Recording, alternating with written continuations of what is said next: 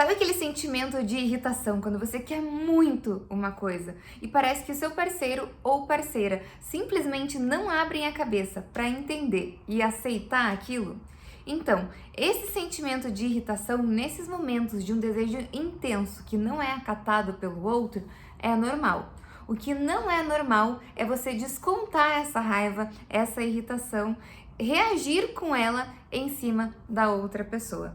E normalmente é o fato de você fazer ou não fazer isso que vai fazer com que você seja ou não ouvido. Nesse vídeo, eu vou falar sobre formas de comunicação que você pode usar para te ajudar a fazer com que seu parceiro ou parceira te escute no momento de disparidade, no momento em que você quer muito uma coisa e a outra pessoa quer a coisa ao contrário. Como fazer com que essa pessoa te ouça? Como aumentar as chances dessa pessoa fazer o que você quer? Quando a gente tem um objetivo nas nossas vidas muito bem definido ou um valor moral muito bem definido, é como se a nossa mente trabalhasse a nosso favor para que a gente alcançasse aquele objetivo. Então, toda vez que alguém discorda desse seu objetivo ou alguém faz parecer que vai demorar mais para você alcançar esse objetivo, a chance de você se sentir irritado é grande. Porque da onde vem a irritação? Da onde vem esse sentimento de raiva, que é um sentimento de raiva mesmo? Esse sentimento surge em nós quando a gente se depara com o que parece ser um obstáculo para os nossos objetivos. Toda vez que aparece algo que parece ser uma pedra no meio do nosso caminho, a tendência é que surja o sentimento de raiva e o sentimento de irritação. E não seria diferente com os nossos parceiros, com os nossos maridos, com as nossas esposas, com os nossos namorados, com as nossas namoradas. Porque geralmente os nossos parceiros convivem muito com a gente. E geralmente a gente atrela muitos dos nossos objetivos a essa pessoa. Porque é essa pessoa que vai construir uma família com você, é essa pessoa que pode construir uma casa com você. Então muitos dos nossos objetivos, tanto emocionais quanto materiais, estão ligados ao nosso parceiro e à nossa parceira. O que acontece é que muitas pessoas não sabem controlar esse sentimento de raiva e de irritação, ou não querem controlar esse sentimento de raiva e de irritação. Existem pessoas que até acham que é correto despejar esse sentimento no outro para não acumular aquele sentimento em si. E quando você despeja esse sentimento no outro, esta é a pior estratégia para você conseguir o que você quer. Porque as pessoas, elas comunicam através de palavras, elas comunicam através do tom de voz e elas comunicam através da postura delas. Sempre que você age com raiva, você pode estar falando o que você quiser. A outra pessoa, ela se sente ameaçada por causa do tom de voz e por causa da postura que você vai fazer diante dessa emoção. Então, uma mãe, quando ela fala para um filho, você não percebe que eu faço isso porque eu te amo? Essa mãe, ela tá expressando a raiva no tom de voz dela. Por mais que as palavras dela fossem lindas, maravilhosas, porque ela tá falando que ela ama o filho, não é isso que o filho vai entender. Ele vai entender aquela emoção que tá saindo e que tá se demonstrando para ele. A mesma coisa vai acontecer com o seu cônjuge. Se você quer muito uma coisa e às vezes você está tentando ser paciente com o seu parceiro ou com a sua parceira, você está até tentando ser justo, mas você está com uma raiva contida em você está com uma irritação muito grande, a chance de você comunicar isso errado é muito grande também, porque o teu tom de voz vai te entregar. E toda vez que alguém usa um tom de voz mais agressivo com a gente tende a criar resistência ao que aquela pessoa está falando. A gente se bloqueia para tudo que a pessoa está falando e a gente tende a querer fazer tudo ao contrário, para provar que a gente tem uma identidade, para provar que a gente não cede com facilidade, para provar que aquele tom ameaçador não vai funcionar com a gente. Quando eles falavam com um tom de voz mais ríspido, dava mais vontade de fazer o que eles queriam que você fizesse ou menos vontade? A tendência é que dê menos vontade, porque você fica com raiva da pessoa ter falado daquele jeito com você. E às vezes você nem tá escutando o argumento em si, você só tá escutando aquela emoção que tá vindo à tona. Então, normalmente a estratégia que as pessoas mais usam para tentar se defender e para tentar conseguir o que elas querem é a que menos funciona, que é despejar todas essas emoções na outra pessoa. Mas o que você pode fazer então para aumentar as chances da pessoa te ouvir e fazer aquilo que é tão importante para você? A primeira coisa que você pode fazer é sentar um pouco com os seus sentimentos.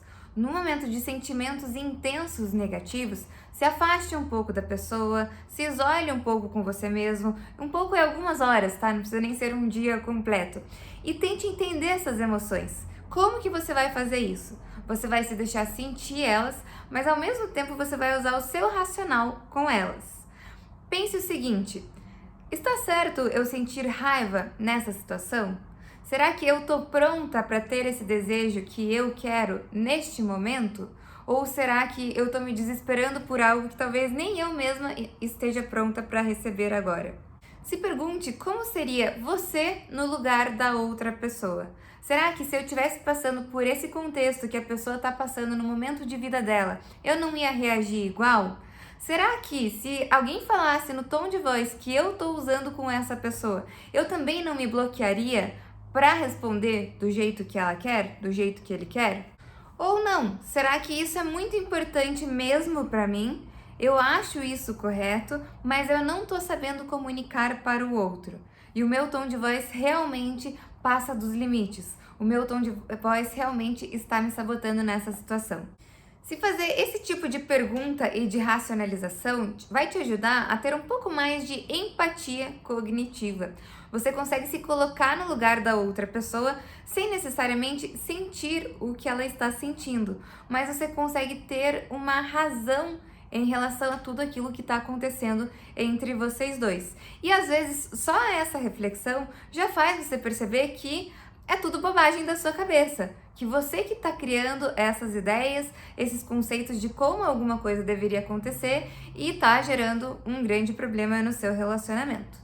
Ou não, você pode perceber que sim, você está correta, que sim, aquele tema é muito importante para você, que sim, você está sofrendo com aquilo, mas que você não está comunicando da maneira correta. Se este fosse o caso, qual seria o próximo passo? Porque no primeiro caso você percebeu que a outra pessoa estava certa ou que você nem estava tão certa assim, e muitas vezes você pode deixar a questão de lado, nem você mesmo vai se importar tanto a ponto de ficar discutindo aquela questão. Mas quando você está convicta de algo que pode continuar te machucando, você precisa comunicar isso. Então, qual é a melhor maneira de fazer isso? Se aquele tema já gerou algumas discussões e alguns desgastes no relacionamento, a primeira coisa que você tem que fazer é admitir aonde você estava errando. Sim, seja vulnerável, deixe o seu orgulho de lado, porque ser orgulhoso, ficar trabalhando em cima daquele orgulho, só vai te machucar mais e só vai desgastar mais a relação.